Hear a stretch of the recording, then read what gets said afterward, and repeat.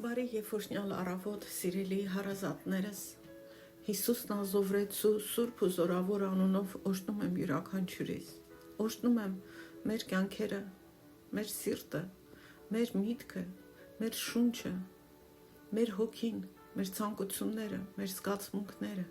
որպեսզի ամեն բան Հիսուս Քրիստոսին պատկանա, որպեսզի նրա առաջ խոնարհվենք։ Եվ Տերը ողորմի մեզ եւ բացի մեր հասկացողության աչքերը, հեռացնի մեզնից հոգևոր թմրությունը, կուրությունը, հոգևոր մեռածությունը եւ իր խոսքը կենթանանա մեր մեջ, պատրաստի մեր սիրտը, իր խոսքը գոհությամբ, շնորհակալությամբ, խոնարհությամբ ընդունելու համար, խոսք, որ կյանք է եւ փրկություն։ Հիսուսի անունով աղոթեցի։ Ամեն։ Հիմա անդրադառնանք Հռոմեացիներ նամակի մեկնաբանությանը ըստ իմ հովիվ Էբո Էսելի։ Նախկին դասերի ընթացքում, որը դուք կարող եք լսել թե YouTube-ում, թե իմ Messenger-յան խմբում, մենք քննեցինք Հռոմեացիների նամակի նախաբանը, հատկապես այն, որ Պողոսը իրեն ներկայացրեց որպես Քրիստոսի ծառա։ Քննեցինք, թե Քրիստոսի ծառա լինելը ինչ է նշանակում մեզ համար եւս։ Այն, որ Պողոսը ընդգծում է, որ ինքը Քրիստոսի առաքյալն է, այսինքն ունի առաքելական լիազորություն, եւ որ սա նշանակում է, որ այն, ինչ Պողոսը եւ մյուս առաքյալները տալիս են մեզ Աստվածաշնչում, հեղինակավոր են եւ աստվածային բնույթ ունեն։ Դրանք պարզապես իրենց կարծիքը չեն հայտնում, այլ փոխանցում են տեղեկություն, որ անմիջապես Աստծուց էր գալիս, եւ լսողներիս վրա պարտականություն կա ուշադրություն դարձնելու, եւ ոչ միայն ուշադրություն դարձնելու, այլ ընդունելու եւ կատարելու։ Քննեցինք ըստ Սուրբ Գրքի իրական առաքյալի չափանիշները, որը կօգնի մեզ չխաբնվել։ Ում ենք լսում, ում ենք կարդում, ում գրքերն ենք կարդում։ Պետք է լինեն այնպիսի մարդիկ, որոնք կօգնեն մեզ ավելի լավ ու խորությամբ լսել Հիսուսին, նրա առաքյալներին եւ հնազանդվել նրանց խոսքերին։ Լսելով չի ավարտվում, ավարտվում է հնազանդությամբ, մեր կյանքերում դրանք կատարելով։ Հիսուսի առաքյալները հենց դա էլ անում էին, ու մեր ամենակարևոր աղբյուրը Աստծուն լսելու եւ նրա կամքը կատարելու դա Աստվածաշունչն է։ Աստվածաշունչն է միակ աղբյուրը, որտեղ մենք ստանում ենք Աստծո խոսքը եւ առաքյալների խոսքը։ Եբրայեցիների նամակի 2-րդ գլխի 1-ին խոսքում հեղինակը ասում է, որ մենք պետք է առավել շատ ուշադրություն դարձնենք այն բաներին, ինչ լսում ենք։ Դրա համար մենք պետք է առավել եւս ուշադիր լինենք մեր լսածներին, որպեսզի երբեք չշեղվենք, այսինքն ուշադիր լինենք, թե ինչ ենք լսում, ում ենք լսում։ Ինչու է սա անհրաժեշտ։ Բացատրությունը տրվում է հենց Եբրայեցիներ նամակի 1-ին գլխում, որտեղ ասվում է, որ անցյալում Աստված մեր նախահայրերի հետ խոսեց տարբեր ձևերով, հիմնականում մարգարեների միջոցով։ Իսկ հետո շարունակում է ասելով, որ այս վերջին օրերում նա խոսում է մեզ հետ իր որդու միջոցով։ Այսինքն,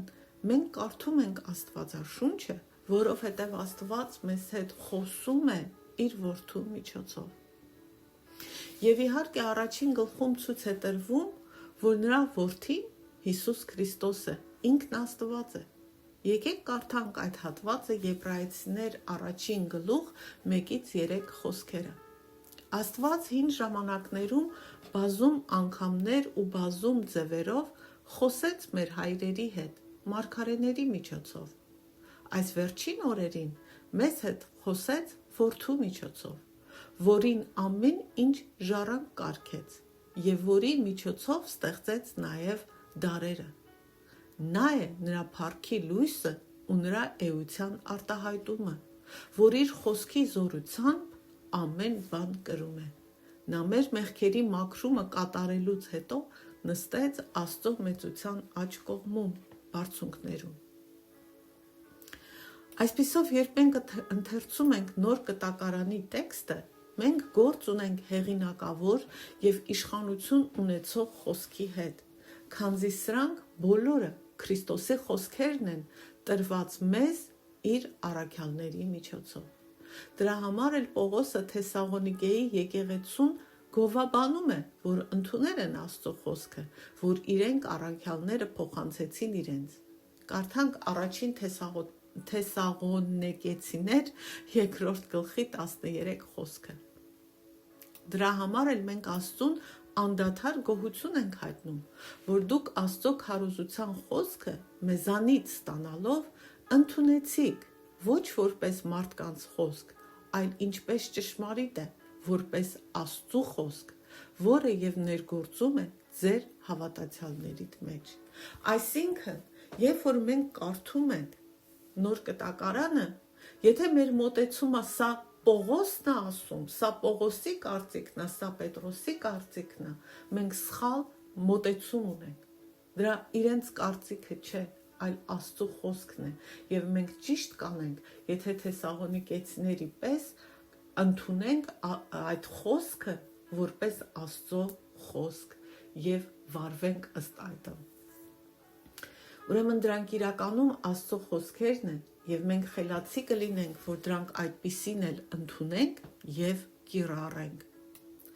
Մենք ընդգծեցինք, որ Քրիստոսի հետևորդների համար կարևոր է առավել մեծ ուշադրություն դարձնել Քրիստոսի և նրա առաքյալների ուսմունքին, ինչպես որ այն պահպանված է Սուրբ Գրքում։ Ոչ թե միայն առավել ուշադրություն դարձնել, այլ այն պետք է լինի կենտրոնական միակ ուսմունքը, որ մենք ընդունում ենք։ Որպես Քրիստոսի աշակերտներ մենք պարտավոր չենք լսել ոչ ոքի, բացի Հիսուսից և նրա առաքյալներից։ Այն խոսքերը, որոնցով Քրիստոսը դատելու է մեզ, քեզ, ինձ, դրանք իր ու իր առաքյալների խոսքերն են, որովհետև առաքյալների ասածն էլ հենց Աստծուց է։ Ոչ մեկ այլ մարդու խոսքերով մենք չենք դատվելու։ Ճշմարտությունն այն է, որ համընդհանուր եկեղեցում բոլորը չէ, որ Քրիստոսի աշակերտն են։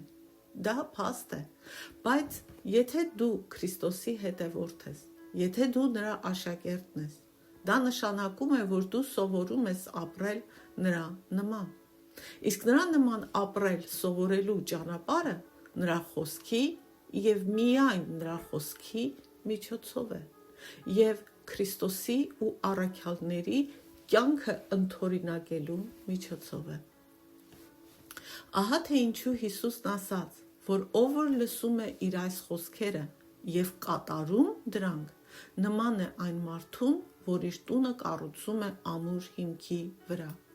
Այսպիսով մենք պարտավոր չենք լսել որևէ մեկին, բացի Հիսուս Քրիստոսից, նրա առաքյալներից և այն խոսքերից, որ նա տվել է մեզ Սուրբ Գրքում,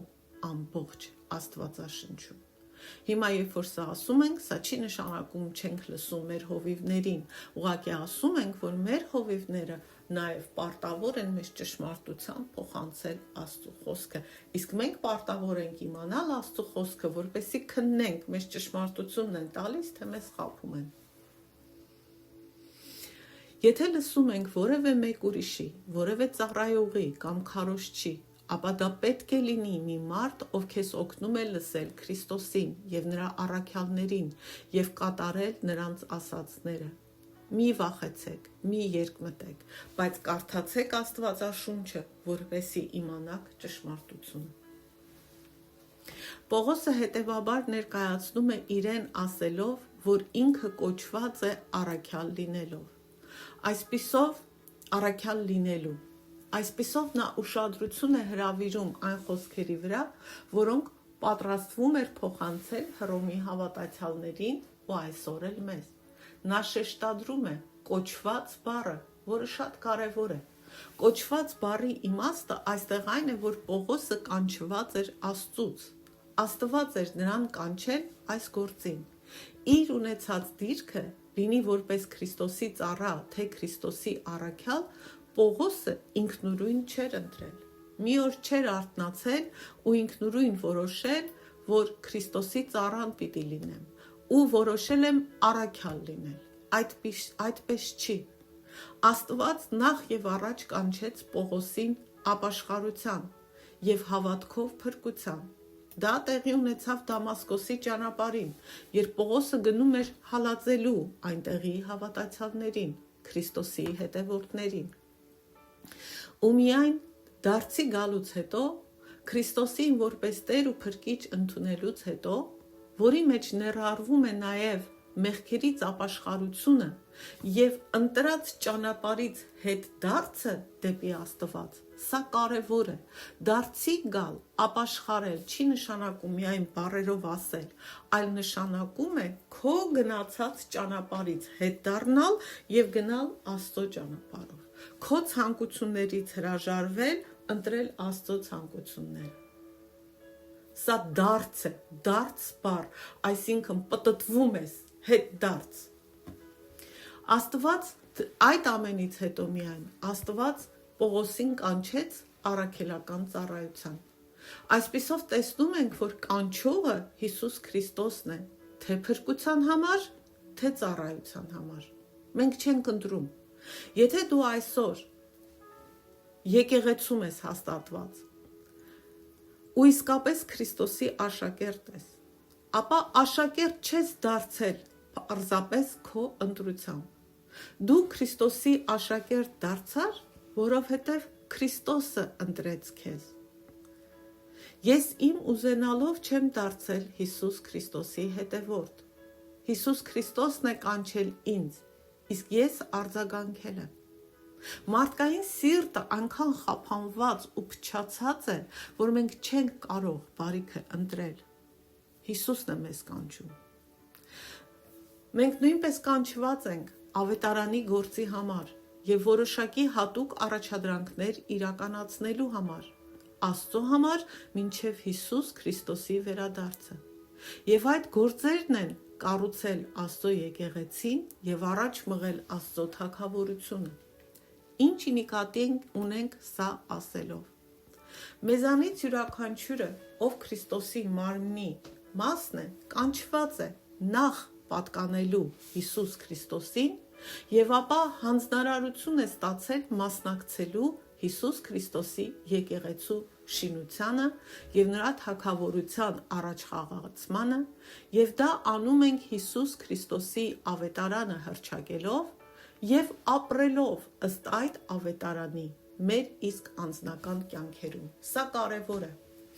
Եթե ես Հիսուսի ավետարանը հռչակեմ, բայց իմ կյանքում չապրեմ ըստ այդ ավետարանի,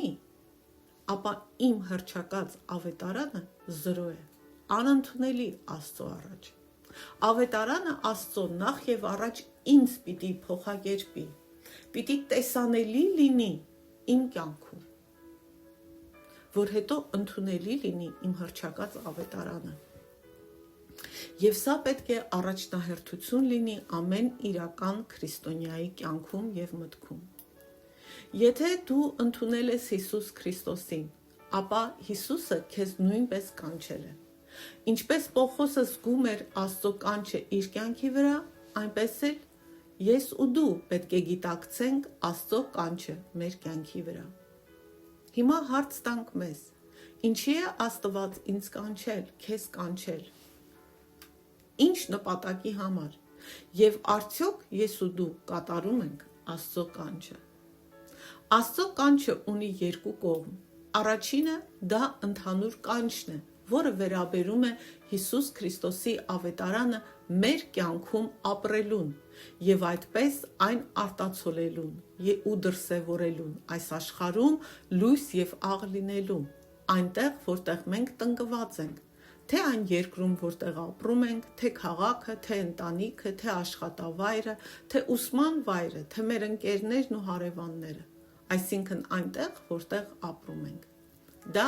ընդհանուր կանչն է։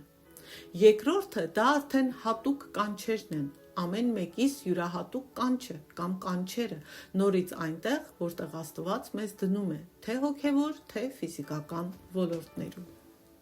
Հիմա մի հատ անդրադառնանք այս ընդհանրական կանչին։ Գիտակցում ես,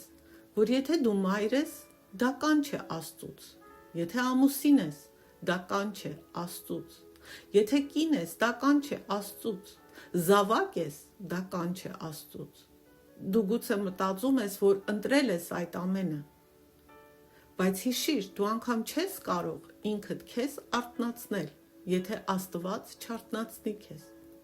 Այս օրը Աստված է ստեղծել, եւ նա է քեզ ու ինձ արթնացրել, եւ աննպատակ չի արթնացրել։ Սուրբ Գիրքն ասում է, սա այն օրն է, որ Տերը ստեղծեց։ Դու կամ ես այս օրը չենք ստեղծել, Աստված է ստեղծել։ Հայտնություն գրքում ասվում է, որ Աստված է ամեն բան ստեղծել ու նրա կամքով ամեն բան եղավ ու ստեղծվեց։ Նրա կամքով է, որ ամեն բան գոյություն ունի։ Մտածիր այս մասին։ Յուրաքանչյուր միկրովայրկյան, որ ունենք, Աստծո կամքով է։ Առանց նրա կամքի այն չէր կարող գոյություն ունենալ։ Եթե Աստված չուզենար, որ այսօր կենդանի լինես, այստեղ չէիր լինի։ Նույնը ինձ է վերաբերում։ Մեր կյանքի հետ կապված ամեն ինչ Աստծո կամքի մեջ է։ Եթե դու ծնվել ես այս երկրում կամ Հայաստանում կամ որևէ մի այլ տեղ, դա դու չես ընտրել։ Կարող ես կռահելով է ընտրել, թե դու որտեղ ծնվես։ Աստված։ Եթե դու ունես հնարավորություն մայր լինելու, հայր լինելու, ամուսին, եթե Աստված քեզ հնարավորություն է տվել լինել բուժքույր, բանկային աշխատող, դատավոր, դատախազ, ավտոբուսի վարորդ, երկրի վարչապետ, խոհարար, մաքրող, մանկաբարձ, չգիտեմ, տարբեր։ Որպես Աստծո զավակներ, մենք ամեն ինչին նայում ենք Աստծո կամքի դիտակետից, եւ դա փոխում է ամեն ինչ, փոխում է մեր մոտեցումը, հասկացողությունը, բայց մենք այնտեղ չենք, որ միայն մեր շահի համար վայելենք, այլ այնտեղ ենք Աստծո կամքը կատարելու, որպես ծնող երեխաներին աստվածավախ մեծացնելու համար, աշխատավայրերում, ուսման վայրերում աստվածավայել, աստվածահաճո կյանքով ապրելու համար եւ մեր կյանքով Աստծուն փառք բերելու եւ մարդկանց դեպի Աստված ձգելու համար։ Ահա թե ինչու Պողոսը Ֆիլիպացիների եկեղեցուն ուղված նամակում ասում էր, որ ամեն ինչ պետք է անեն առանց տրտնջալու եւ գանգատվելու եւ վիճաբանության, որովհետեւ երբ դու գանգատվում ես Աստծո դեմ, ասելով Տեր Աստված, դու սխալ ես գործել։ Դու ճիշտ որոշում չես կայացրել, որ ես այսինչ երկրում ծնվեմ, այսինչ ընտանիքի մեջ, այսինչ գործ անեմ։ Մեզ թվում է տրտնջում ենք մեր իրականության դեմ, ուրիշի դեմ, բայց իրականում Աստծուն ասում ենք, որ նա սխալ է գործել։ Ահա թե ինչու Աստված ատում է տրտունջը, բողոքը։ Աստված մեզանից յուրաքանչյուրին կանչել է եւ տվել է տարբեր տեղեր զբաղեցնելու արտոնությունը։ Սրանք արտոնություններ են, որպեսզի մեր կյանքը նրա համար ապրենք, որպեսզի կատարենք այն նպատակը, որի համար նա մեզ կանչել է այդ վայրում։ Հիմա հատուկ բաների մասին խոսենք։ Աստված մեզ նաև կանչում է տեղական եկեղեցիներին պատկանելու։ Դա Հիսուս Քրիստոսի կանչն է ու հրամանն է։ Եթե դու եկեղեցու մաս ես կազմում, գուցե ընտրություն ես կատարել այդ եկեղեցում լինելու համար, բայց նորից սկզբունքը մնում է ուժի մեջ, որ ամեն ինչ Աստծո կամքից է բխում։ Եթե Աստված չկամենար, որ դու այսօր կենդանի լինես, եկեղեցում էլ չէիր լինի։ Ուստի վերջնականապես Աստված է, որ կամեցել է, որ դու այստեղ լինես։ Աստված է կամեցել է, որ մենք որպես հոգևոր ընտանիք, որպես Աստծո ընտանիք այստեղ լինենք։ Անկամ այն, որ դու գալիս ես եւ լսում ես այս ձայնագրությունը։ Որտեվ շատերը կան, որ խմբից դուրս են եկել։ Շատերը կան, որ խմբում են ու չեն լսում։ Այսինքն հակառակվում են Աստծո կանչին։ Մենք այստեղ չենք եկել, որտեվ ինքներս ցանկացանք։ Մենք եկել ենք, որտեղ Աստված կամեցավ։ Եվ եթե Աստված քեզ կանչել է տեղական եկեղեցու մաս կազմելու, եւ Աստված ամեն մարդու, ով ասում է ես քրիստոնյա եմ, կանչել է, ապա ինչ է նա կամենում, որ դու իրականացնես եկեղեցում։ Որտեւ եկեղեցում դիտորդներ չկան։ Եթե դու եկեղեցու մաս ես, ապա պետք է ակտիվորեն մասնակցես այն կյանքին եւ գործին, որ Աստված հանձնարարել է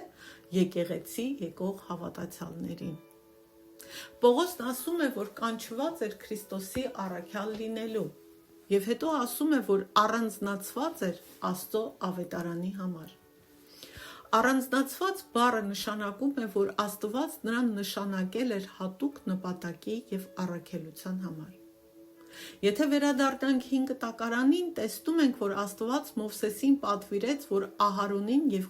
Ղևտացիներին սրբագործի Աստծո համար, այսինքն առանձնացնի յուրահատուկ ծառայությամբ Աստծուն ծառայելու համար։ Գիտեք, որ որպես քրիստոնյաներ մենք պետք է մեզ տեսնենք որպես մարդիկ, ովքեր առանձնացված են Աստծո համար։ Այս ճշմարտությունները այնքան զորավոր իրականություններ են, որ երբ լսում ենք դրանք, պետք է թույլ տանք, որ սրանք նորոգեն մեր միտքը, մեր մարդկային մտածելակերպը մի կողմ դնենք։ Մենք պետք է նորոգենք մեր միտքը իմանալով, որ Աստված կանչել է քեզ եւ ինձ, յուրաքանչյուրիս հատուկ առաջադրանք է տվել։ Այսինքն քեզ եւ ինձ առանձնացրել է Աստված իր գործի ու իր նպատակների համար։ Փիլիպացիներ նամակի 3 գլխի 17-րդ խոսքում Պողոսն ասում է. Ինձ նմանվեք եղբայրներ եւ նայեք նրանց, ովքեր մեր իսկ օրինակով են ընթանում։ Այսինքն, եթե Պողոսն իրեն ներկայացնում է որպես մեկը, որ կանչված է եւ առանձնացված է Քրիստոսի ավետարանի համար, ուրեմն որպես առաքյալ նա մեզ էլ է կանչում նույնը ընդօրինակելու։ Մենք պետք է նորոգենք մեր միտքը եւ գիտակցենք. Աստված ինձ բերել է այս վայր։ Աստված ինձ տվել է այս հնարավորությունը, այս արտոնությունը։ Նա ինձ առանձնացրել է, ինձ նվիրել է այս գործին, որ ես ապրեմ, դրսևորեմ, տարածեմ Քրիստոսի ավետարանը իմ կյանքով։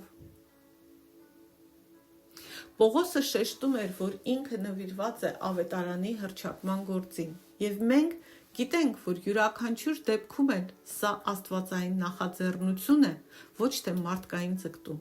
Սա շատ կարևոր է, երբ սկսում ենք մտածել Աստծո նախաձեռնության մասին մեր կյանքում եւ հասկանում ենք, որ ամեն ինչ ունենք Աստծուց է, դա փոխում է մեր սիրտը ու մեր վերաբերմունքը։ Բնականաբար, որպես մարդիկ, մենք հակված ենք ամեն ինչին վերաբերել, թե ինչ-որ ինքնըստինքյան բաներ են, ինքնաբերաբար են տեղի ունենում, թե այդպես էլ պիտի լինի, կամ միշտ կլինի, կամ մեզանով է լինում։ Հատկապես երբ որ ինչ-որ բան առատությամբ ունենք, չենք գնահատում այն։ Ես հիշում եմ սովետական տարիներին, ջեռուցումը հեշտ էր, լույս միշտ կար, երբ սկսեցին գնահատել, երբ որ կորցրեցինք։ Նույնը մեր առողջությանն է վերաբերում։ Ոչ մեկս լրջությամբ մեր առողջությանը երիտասարդ տարիներին չենք վերաբերում։ Անգամ մեր ատամները նորմալ չենք հետևում։ Երբ ենք սկսում անհանգստանալ, երբ որ հայտնվում ենք ատամնաբուժի սեղանին ու ասում են մի քանի ատամ պիտի քաշենք։ Այսինքն մենք գնահատում ենք, երբ որ կորցնում ենք։ Որքան ցավալի է։ Նույնն էլ կյանքը, ամեն օր Աստված մեզ տալիս է հնարավորություն, իր շնորհը, բայց մենք ոնց որ տենց էլ պետք է լինի, այդպես ենք վերաբերում, բայց երբ հասկանում ես, որ այս օրը Աստված է քեզ տվել, վերաբերմունքդ փոխում ես, մենք հաճախ հետ ենք նայում ու ասում, ես արդեն 42 տարի ապրել եմ և մոտեցում ունես սրտումդ, որ հաստատ եւս 20 տարի կապրես, օրինակ եմ ասում, եւ այդ ժամանակին վերաբերվում ենք, թե այդպես էլ պիտի լինի։ Երբ ինչ-որ բանի հանդեպ այդպես ենք վերաբերվում, մենք այդ բանը կամ սխալ ենք օգտագործում, կամ չարաշահում ենք այն։ Իսկ սխալ օգտագործել կամ չարաշահել նշանակում է չօգտագործել այն այնպես, ինչպես Աստված նախատեսել էր։ Բայց Աստված է, որ նախաձեռնում է այս կանչն ու առանձնացումը։ Իսկ դու ինչի համար ես առանձնացված։ Քո կյանքը դեպի ինչ է մատնանշում։ Ո՞րն է այն բանը, որ գերիշխում է քո կյանքի իրականության մեջ։ Որտեվ այն, ինչ գերիշխում է մեր կյանքում, դա էլ մեր Աստվածն է։ Պողոսն ասում է. ես առանձնացված եմ ավետարանի համար։ Ես պատկանում եմ ավետարանին, ավետարանի գործին։ Ում ես դու պատկանում։ Ում գործին ես դու լծված։ Աստծո շնորհով վաղը կշարունակենք խոսել առանձնացված մարդու մտածելակերպի մասին։ Թող Տերը օրհնի եւ ողորմի մեզ։ Բացի ամեն կապանքներ, որ մեզ վրա է մեր կանչի դեմ։ Ամեն։